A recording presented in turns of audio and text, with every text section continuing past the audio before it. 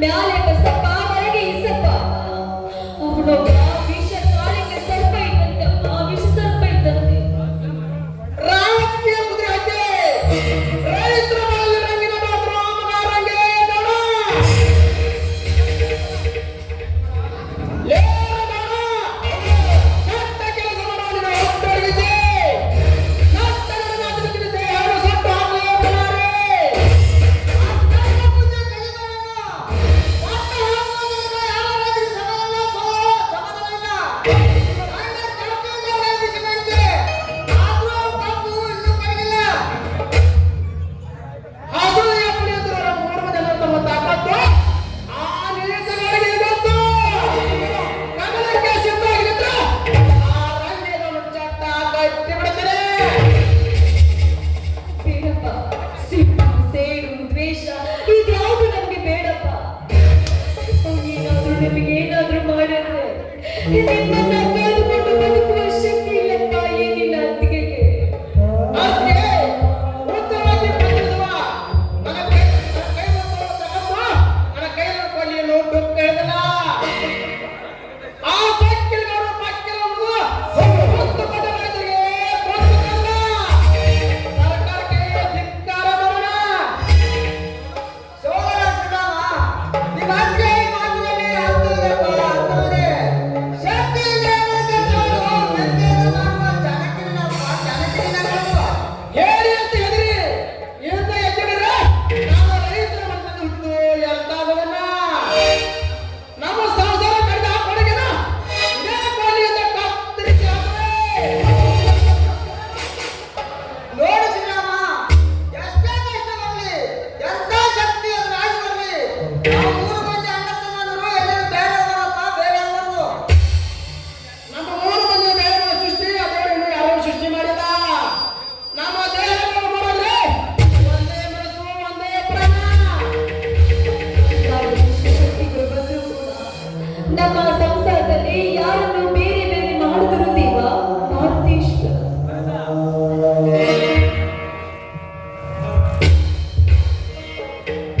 ಅಣ್ಣ ಅತ್ತಿ ಆಶೀರ್ವಾದ ಮಾಡಿ.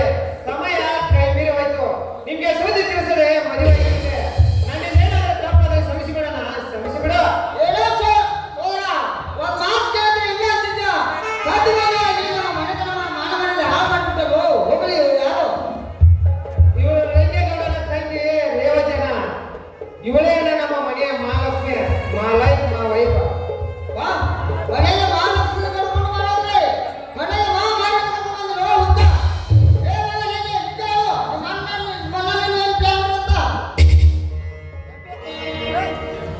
ಯಾಕಮ್ಮವ ಶಾಕ್ ಆಯ್ತಾ? ಶಾಕ್ ಆಗಲಿ ಅಂತ ತಾನೇ ನಾನು ನಿಮ್ಮ ತಮ್ಮನ ಹೆಂಡತಿಯಾಗಿ ಈ ಮನೆಗೆ ಸೊಸೆಯಾಗಿ ಬಂದದ್ದು. ಹೇಳಿ, ನಿಮ್ಮ ಅಣ್ಣನಿಗೆ ನನ್ನನ್ನು ಕಂಡ್ರೆ ಇಷ್ಟ ಇಲ್ಲ ಅಂತ ಕಾಣುತ್ತೆ. ಲೇ ಮಾಡಿದ್ದಕ್ಕೆ ಎಲ್ಲರ ಮನಸ್ಸು ಕೆಡಿಸಿ ನಮ್ಮ ಮನೆ ಒಳಗೆ ಬಂದದೇ ಕಾಣುತ್ತಿದೆ. ಆ ರಂಗದಿಗೂ ಸಾಧ್ಯವಾಗುತ್ತಿದೆ. ಪ್ಲಾನ್ ಗಿನಿ ಅಂತ ಏನು ಮಾತಾಡ್ತಿರಲ್ಲ, ನನಗೂ ಒಂದು ಅರ್ಥವಾಗುತ್ತಿಲ್ಲ. ಏನಂತ ಹೇಳಿದ್ರಣ, ಇವ್ರ ಅಣ್ಣ ತುಂಬಾ ಕೆಟ್ಟನಿರ್ಬೋದು, ಇವಳು ತುಂಬಾ ಒಳ್ಳೆಯವಳಣ್ಣ, ತುಂಬಾ ಒಳ್ಳೆಯವಳೆ. ಏನು ಅರಿಯದ ಮುಕ್ತಿ. ಸಹೋದರ ಭರತ, ಅಧ್ಯಯನ ಬರುತ್ತಾ ಒಂದು ವಿಷಯ ಆಗುತ್ತದೆ. ಇವರನ್ನು ನಮ್ಮ ಹೊರವರಿಗೆ ಸಿಹಿ ಬೆಳಗ್ಗೆ ಬೇಕಾಯ್ತೆ.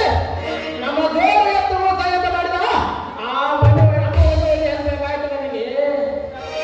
ಎಷ್ಟಾದ್ರೂ ನಮ್ಮ ಮನೆಗೆ ಹೆಣ್ಣು ಬೇಕಾಯ್ತು ನನಗೆ.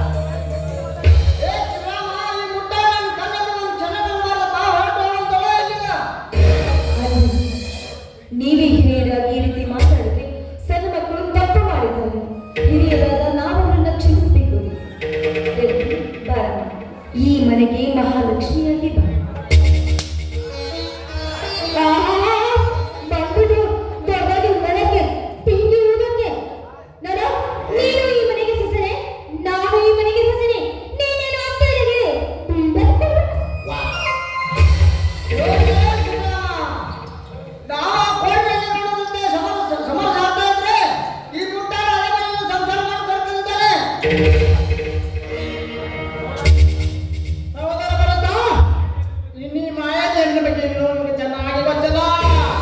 ನಾನು ಚಾಣಕ್ಯ ಹೆಣ್ಣ. ಹುಡುಕದ ಬಲ ಬಳಸಿ ಓಡಿಸುವವಳೆ.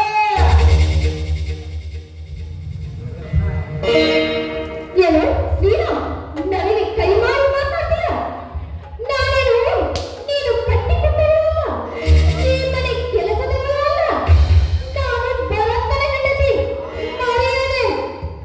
ನನ್ನ ಬಾಳಿಗೆ ಇವತ್ತಿನಿಂದ ಇವರು ಸತ್ತಂತೆ. ಈ ಮನೆಯಲ್ಲಿ ನಾವು ಕೆಲವು ಜಾಗವಲ್ಲ.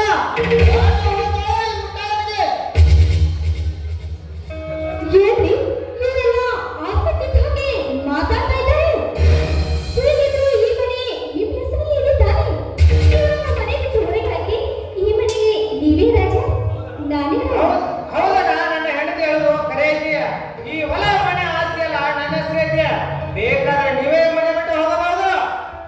ಮಗು ಭರತ, ಏನು ಅಂತ ಮಾತಾಡ್ತಾ ಇದೆಯಪ್ಪ? ಮುದ್ದು ಕೊಡಲು ಬಂದಾಕ್ಷಣ ತುತ್ತು ಕೊಟ್ಟ ಈ ಅತ್ತಿಗೆಯನ್ನ ಮರೆತು ಬಿಟ್ಟೇನಪ್ಪ. ಈಗ ನಮ್ಮನ್ನ ಮನೆ ಬಿಟ್ಟು ಹೊರಗಾಕಿದ್ರೆ ನಾವೆಲ್ಲಿ ಬದುಕಬೇಕಪ್ಪ? ನಿಮ್ಮನ್ನೆಲ್ಲ ಬಿಟ್ಟು ನಾವು ಹೇಗೆ ಮಾಡೋದು? ನನ್ನ ಹೆಂಡತಿಗೆ ನಿಮಗೆ ಇಟ್ಕೊಂಡಾಗ 25 ವರ್ಷ ಅಡಿಗೆ ಮಾಡಿ ಹಾಕಿದ್ರೆ 75 ವರ್ಷ ನನ್ನ ಮೂಸು ಕೊಟ್ಟು ತೂತು ಮಾಡೋ ಮುಸಲ ಬಂದಿದ್ದಾರೆ. ನನಗೇ ಮನೆ ಬಿಟ್ಟು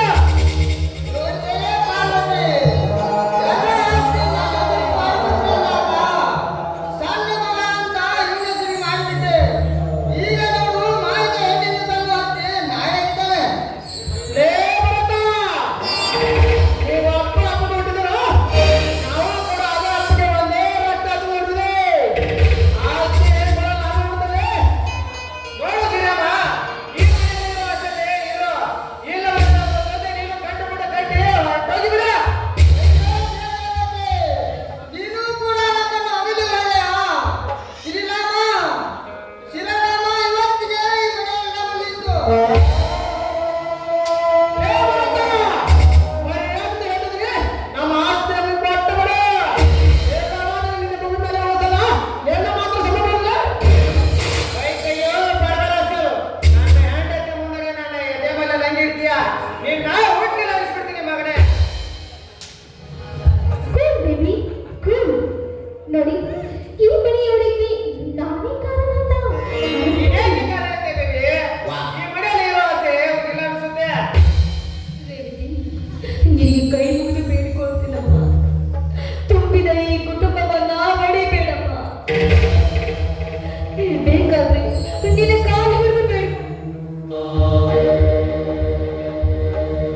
ಸರಿಯಾಚೆ ನಿನ್ನ ನಾನು ಎಷ್ಟು ಜನ ಕಟ್ಟಿಲ್ಲ ನಾನು? ಲೇ ಮಾನವರ್ತಿ ಮನೆಗಿದೆ. ನಮ್ಮ ಆಸ್ತಿಗಳನ್ನು ಸತ್ತು ಬಂದರೆ ಹಾದಿ ನಿತ್ಯ ಆಗುತ್ತದೆ. ನಮ್ಮ ಆಸ್ತಿಗೆ ಅವರೇ ಚಪ್ಪಲಿ ಮುರಿದು ಹೇಳಿದನಿಗೆ. ಏ ರಮತೆ, ಆ ತಾಯಿ ಸುಮ್ಮನಿದೆಯಾ? ಇದಕ್ಕಂತೆ ನಾ ಹಾಡ್ತೀನಿ.